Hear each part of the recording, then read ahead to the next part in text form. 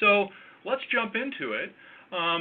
Under the new standard, there's a core revenue recognition principle that indicates that companies recognize revenue when goods or services are transferred to customers for the amount the company expects to be entitled to receive in exchange for those goods and services. So the when here is that we're focusing on transferring a good or a service to a customer. And as we'll talk about in a little bit, there's a control model here. Have you transferred control? And then how much is the amount the seller is entitled to receive? And that sounds kind of innocuous, but it ends up being a big deal here because we're going to be estimating variable consideration. We're going to be estimating uncertain amounts and including them in the contract price up front. And the idea there is that, the seller is entitled to receive those amounts. This does not have us estimating bad debts in terms of coming up with the contract price. This has that being something where just under current GAAP, we're going to be recognizing bad debts expense. But collectibility comes into play because there's a key constraint.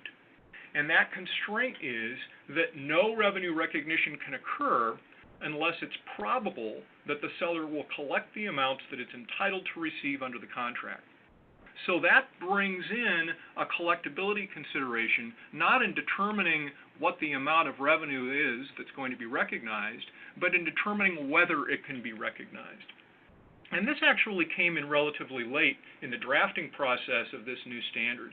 And it's interesting that it kind of changes how different this standard is from existing practice. When people talk about this new standard, you hear them making a really big deal that the realization principle is dead, that we don't talk about the earnings process. But when you think about the definitions I've just given you, there is still this idea of an earnings process in the sense that we're focusing on transferring, we're focusing on delivery of goods and services. So we're focusing on what the seller does. And there's also a concern about collectibility, which of course was very important in the realization principle. So some of the intuition that we've developed over all these years of teaching this stuff, it still applies. It's just, we've got some new things to deal with in the new standard. Okay, so when we think about applying this core revenue recognition principle, what we have are 5 steps, and this is just absolutely at the heart of this standard. So we start off and we have to identify a contract. And basically we're talking about some sort of an understanding that specifies the legal rights of the seller and the customer. And when you get into the specifics of it, nothing there is particularly surprising. The basic idea here is, do we have an agreement? Does it specify the necessary terms? Have people signed off on it? Things like that. Then we have to identify the performance obligations that are in the contract. Performance obligation is a promise to deliver a good or service. And that's a really important concept in this standard. You've got the seller that's going to do something. Until they do it, they've got this outstanding performance obligation. The world is simple if we have a contract that only has a single performance obligation. It gets more exciting if we're dealing with multiple performance obligations. And so it's useful to think about sort of splitting those. Now, for step 3, determining the transaction price, that's the same regardless of whether we have a single or a multiple performance obligation. In either case, the seller has to figure out what the amount is that they're entitled to receive from the customer. But if we've got multiple performance obligations, step 4 kicks in because we have to allocate the transaction price. We have to figure out what chunk of that transaction price gets assigned to each of the multiple performance obligations in the contract. And as we'll talk about, that allocation occurs based on the standalone selling prices, actual or estimated, of those goods and services underlying the performance obligation. And then finally, we recognize revenue when or as each of these performance obligations is satisfied. So for any given performance obligation, we might be recognizing revenue at a point in time, or we might recognize revenue over a period of time. And if we have multiple performance obligations, we're going to be recognizing revenue at whatever time is appropriate for each of those performance obligations. So the standard really, busts a contract that has multiple performance obligations up into appropriate pieces and then handles those pretty much independently going forward. And again, the interesting thing, if you read the standard, it kind of walks through these steps kind of in a jumbled order, but it takes a while to get to step 5. And so what we wanted to do to have students understanding revenue recognition is to sort of start with step 5 in the sense of saying, okay, let's think about a relatively straightforward contract and recognize revenue at a point in time. Then let's think about a straightforward contract and recognize revenue over a period of time. And then, as you'll see, we combine those and apply the full 5-step framework to be able to recognize revenue for a contract with multiple performance obligations. So that's what we'll do in the next little chunk of our time together. Let's start off then thinking about recognizing revenue at a point in time. Okay, so there's an indicator model used to determine when we can recognize revenue at a point in time. And again, the whole idea here is, has control of the good or service transferred from the seller to the customer. And so control here means that the customer can direct influence over the use of the good or service and obtain its benefits. So obviously, if the customer is keeping the good or service or consuming the good or service, control has shifted, and this is also broad enough so that if the customer has kind of the right to control it, even though they currently aren't consuming it, they still are viewed as having had control shift to them, and revenue recognition is allowed.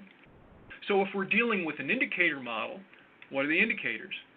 And you'll see they look pretty familiar.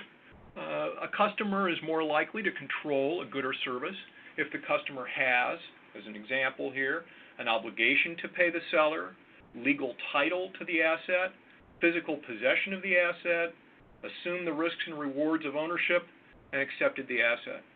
So these are indicators included in the standard. They look very familiar to all of us. That sure sounds like SAB 101 and 104 criteria used to determine whether or not a kind of a sale has really occurred. And that's kind of at the heart of this thing. So when we think about a normal kind of point of sale transaction, control shifts very predictably according to these indicators. As an example, let's just do a quick one here. We've got TruTech Industries. This is a company that we made up that rolls through Parts A and B of the chapter. And the reason we did it is because we thought we could come up with something that had a simple contract, but we could layer in enough complexity to basically put the standard through its paces. And at the heart of the TruTech example is this thing called a TriBox, kind of like an Xbox, a gaming console that allows users to play video games individually or in multiplayer environments over the internet. And a TriBox is just a gaming module. It doesn't include any other goods or services, so we're just talking about a good. And we've got TruTech recognizing revenue for a sale of 1,000 TriBoxes to comp stores.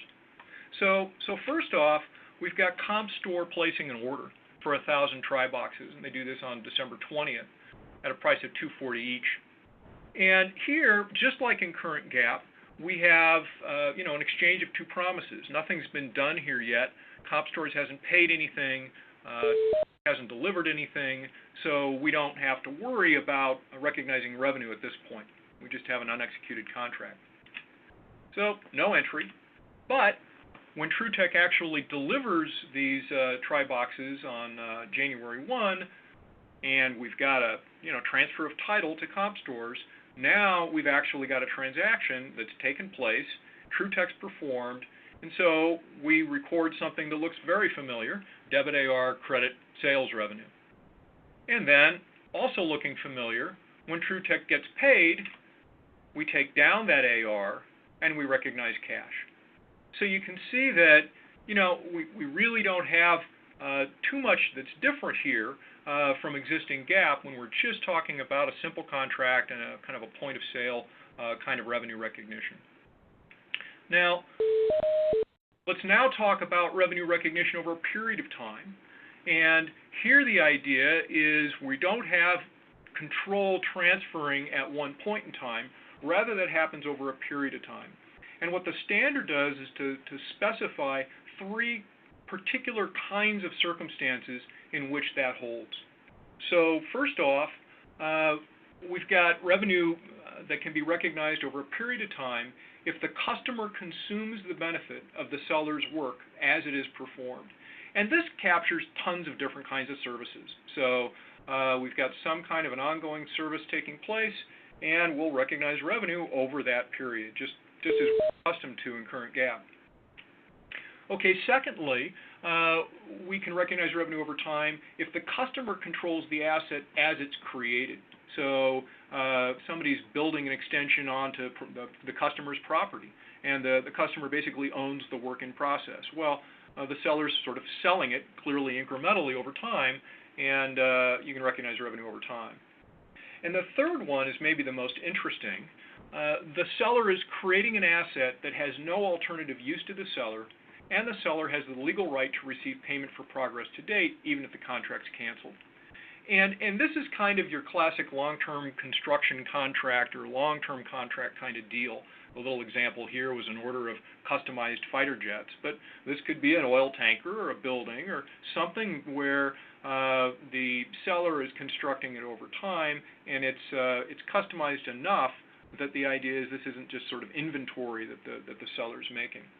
And so you can imagine that early on in the development of this standard, people in construction and other industries with long-term contracts were very concerned that they were going to be forced to use point-in-time, completed contract method, basically, for everything. And what the second and third criterion do here is allow revenue recognition over time for those kinds of contracts. Another interesting aspect of the standard is that it kind of approaches this by saying, if a seller can't recognize revenue over time, it defaults to recognizing revenue at a point in time. But the thought process is, well, do we qualify to recognize revenue over time? Yes, do so. No, okay. Then we're going to recognize revenue at the point in time where we view control as having passed. So, simple example here, we've got TrueTech now selling one-year subscriptions to the TriNet, to a multi-user gaming platform. And they sell 1,000 subscriptions for $60 each on January 1, 2016. And so those subscriptions are starting, but no time really has passed. So at contract inception, TrueTech's going to record deferred revenue, just like we're used to recording in these kinds of situations. Now, the standard would call this a contract liability. It would say that when we've got a payment advance of a performance obligation being satisfied, that puts the firm in the position of having a contract liability. But they also make it very clear that you can use other terms like deferred revenue to refer to this. So I don't think of this as any kind of a big change from what we're used to seeing. And then, of course, over time, what's TrueTech going to do? Each month, it's going to recognize a 1/12 of the revenue associated with providing this TriNet subscription. And so they'll take 60,000 divided by 12. They'll take down deferred revenue and recognize some revenue of 5,000 each period. And we'll just merrily chip away at that deferred revenue until it gets to zero at the end of the contract. And again, that's nothing that's all that surprising. Also, in terms of estimating progress towards completion when we're dealing with revenue recognition over time, as we're accustomed to seeing, you can use output-based methods, you can use input-based methods. If anything, this contract is going to encourage people more to use the cost-to-cost approach for input-based revenue recognition. So this isn't all that different either. Okay, so you didn't tune in to hear about what hasn't changed. Let's talk about how things get interesting when life gets more complicated. And what we'll do is to smush together these two contracts to create a contract that has multiple deliverables. And when we do that, when we're dealing with a contract with multiple deliverables, now the rest of the steps in our framework become more important. And in particular, steps 2 and steps 4 really are things we have to struggle with, because we have to figure out what our different performance obligations are. You know, what are the pieces of this contract that we have to bust it into? And then we have to go through this allocation process of allocating the transaction price to each of these performance obligations. So to think about doing that, let's go ahead once again and jump into our little TrueTech situation. And here we're going to think about TrueTech manufacturing something called a TriBox system. And the system includes both the TriBox module as well as a one-year subscription to the TriNet multi-user platform. So the idea for students is to say, okay, well, you understood the module point-in-time transaction, you understood the TriNet period-of-time transaction. Now let's figure out how we're going to handle this when they're sold as a lump kind of a package deal. And we still know that the individual one-year TriNet subscriptions, those things sell for $60, and we know that the TriBox modules sell for $240, but the package deal, the system, sells for $250. And then we've got basically same set of facts. January 1, TrueTech delivers 1,000 of these systems at a price of $250 each, and they get paid eventually. So first off, let's just assume that we've got a contract here. We've met the intuitive criteria for having a contract, and now we've got to figure out what our performance obligations are. And that's based on determining whether the goods or services underlying the performance obligations are distinct. If they're distinct, then we treat these things as separate performance obligations. So then what does distinct mean? And distinct means that two things are holding. First off, the good or service is capable of being distinct. And the idea there is that it's something that has use to the customer, either on its own or in combination with something else that the customer already has or could readily obtain. So it kind of makes sense to thinking of this as something that you could sell separately. And then the other thing here that's a little bit more subtle is that the good or service is separately identifiable from other goods or services in the contract. And the standard also uses the term distinct in the context of the contract. And here the idea is that the good or service isn't so intertwined, interrelated, customized with other goods or services in the contract so that it just doesn't make sense to think of them separately. They're really something that only makes sense to think of as one performance obligation. And a good example of thinking about failing this separately identifiable criterion is a long-term construction contract. Because there you've got, nails and wood and concrete and paint, and you've got a variety of different labor services that are involved. And we can certainly think of each of those as being capable of being distinct. You could go ahead and you could sell each of those individually, but that's not what the contract's about. The contract is about integrating those into a single whole and delivering that thing to the customer. And so that sort of a contract would fail the separately identifiable criterion. Therefore, we'd view it as having one performance obligation. And again, people in industries with long-term contracts were pleased by and large, I think, at this, because what it meant was that they didn't have to account for all this stuff separately. They could still think of their contract as one thing and evaluate whether it qualifies for revenue recognition over time or at a point in time. Okay, so going back to our TriBox system example, we've got two distinct goods and services. We've got a TriBox module that can be used to play other games, and we've got the TriNet subscription that can be used, can be accessed by other modules, and so each of these things makes sense to be thought of as something that isn't so intertwined that it makes sense to think of them as distinct. So we say, okay, we got two distinct performance obligations here.